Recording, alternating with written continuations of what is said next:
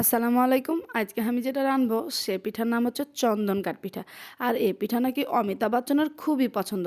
তো এত বড় একটা সেলিব্রিটি তার পছন্দ আর আমি রাঁধবো না তা কী করে হয়? তো নিয়ে এলেছি 2 কেজি দুধ আর 1 কেজি পানি দিয়ে মনে করেন কড়াইটাকে টপ টপ করে ভর্তি করে নিয়েছি।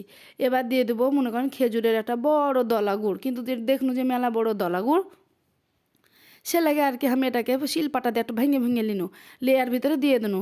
তারপরে যেটা মানে আসল জিনিস এই মিষ্টিটা বানানোর জন্য সেটা দিয়ে দেবো হচ্ছে আধা ভাঙ্গা চাইলের মানে চাইল, আধা ভাঙ্গা চাইল এর ভিতরে দিয়ে দেবো।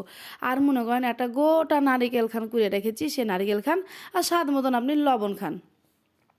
তো সুন্দর করে দিয়ে এবার লাড়ালাড়ি করে নেবো। হ্যাঁ, এই পিঠাটা আমরা বাড়িতে এমনি হিসাবে খাই, কিন্তু যখন দেখনু যে অমিতাভ বচ্চনের নাকি জন্মদিনে ওরা কেক না কাটে এই পিঠা পিঠা এই এই পিঠা কাটে, মানে পিঠা কইলে তো ভুল হবে, মানে এই মিষ্টি খান নাকি তারা কাটে কাটে খায়।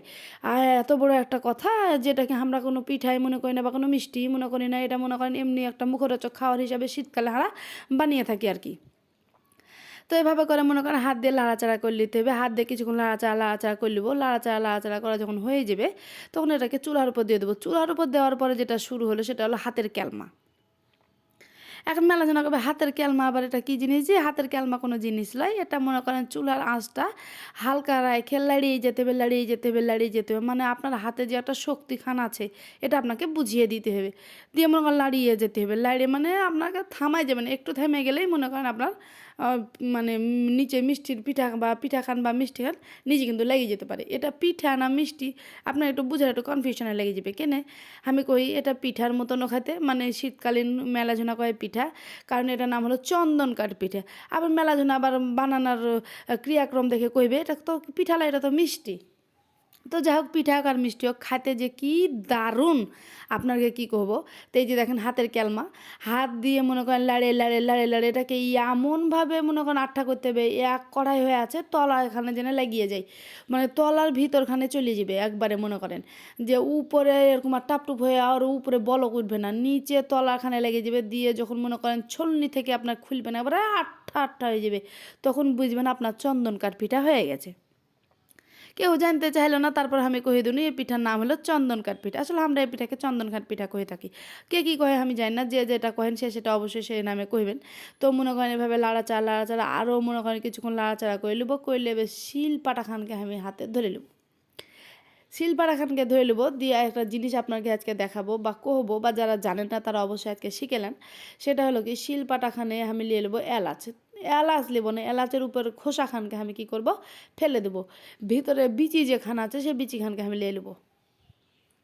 এখন বিচি খান নিয়ে নেবো, বিচি খানকে মনে করেন যে একটু চিনি দিয়ে বিচি খানকে আমি সুন্দর করে বেটে নেবো। বিচি খানকে আমি সুন্দর করে বেটে নেবো, কারণ এই বিচি আর এই চিনি যদি একসাথে বাটেন তাহলে সুন্দর করে মিহি হবে, মানে ভেঙে যাবে সুন্দর করে। দিয়ে এটা পিঠার ভিতরে আমি দিয়ে দেবো, মিষ্টি খানের ভিতরে আমি দিয়ে দেবো।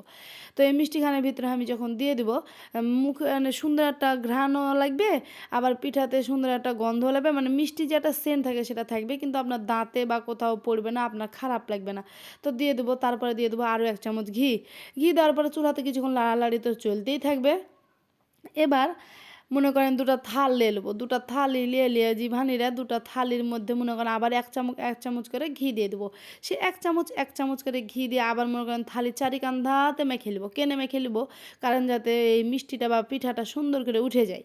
তো সুন্দর করে যাতে উঠে যায় সেজন্য আর কি, আর একটা সুন্দর যেন নিচ থেকে একটা ঘি ঘি একটা সেন্ট আসে সে লেগে আর কি। তো এক ঝাঁকানিতে আমি কিন্তু কড়াই থেকে প্রথমে একটা মানে থালিতে ঢালিয়ে নেবো, দিয়ে সুন্দর করে যেটা করতে হবে, কারণ এটা কিন্তু অতিরিক্ত গরম, আপনাকে হালকা একটু পানি নিতে হবে, পানি নিলে থাপ করে কিন্তু লাগিয়ে দিতে হবে।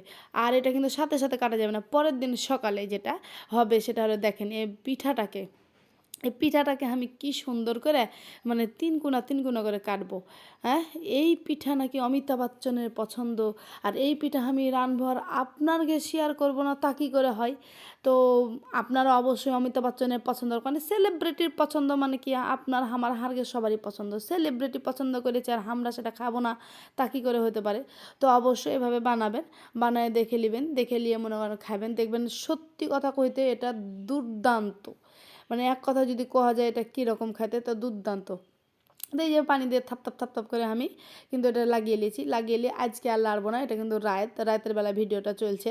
তো এভাবে লাগিয়ে নিয়ে আমি সুন্দর করে এটাকে রেখে দেবো সকাল পর্যন্ত। সকালে দেখবেন এটা মানে কী রকম একটা সুন্দর শক্ত হয়ে গেছে, এবং আমি এরকম মানে কোনা কোনা করে একটা মিষ্টির মতন করে 3 কোনা করে আমি কেটে নেবো।